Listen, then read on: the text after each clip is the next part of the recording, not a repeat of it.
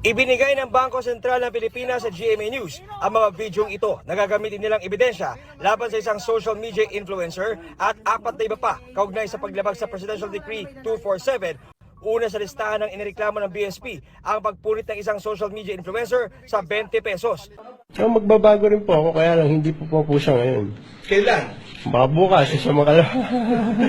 Binalidate namin, 2 beses niya or 3 beses niya sinishare. Meron kasi siyang TikTok account, Facebook account at YouTube. Meron akong ballpen at saka 1,000 pesos. Inireklamo rin ng mga nagkanat na video sa TikTok kung saan binutas ang 1,000 piso na ito na bahagi naman ng isang magic trick. Makikita rin na ginamit ang 50 pesos na ito bilang pangsalin ng nangi sa motor. Ang lalaki namang ito, ginamit na pamuna sa sapatos ang pera, saka itinapon sa kalsada. Habang in-stapler naman ang mga 100 peso bill na ito sa basketball net bilang premyo sa kanyang prank sa kasama. Dahil sa trip-trip, katuwaan, makukulong sila ng 5 taon. Oh my God! Wow!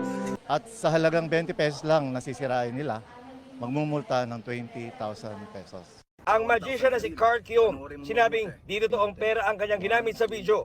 Hindi talaga ako nagsira ng pera, no? Sinisika pa namin makuha ang panig ng iba pang kinasuhan. Ayon sa BSP, may 2 importanteng dahilan kung bakit nila pinapaigting ang kampanyang ito. Every time kasi nasisirain natin yung ating pera, nagiging unfit for circulation na ito. So yung ginastos sa pag-imprenta o paggawa nito, sayang. So sa halip na magagamit 1 hanggang 3 taon, wala na.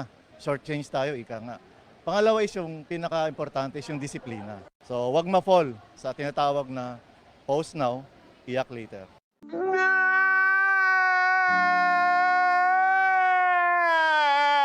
John Consulta, nakatutok, 24 oras. So wag ma-fall sa tinatawag na post now, iyak later. Post now, iyak later.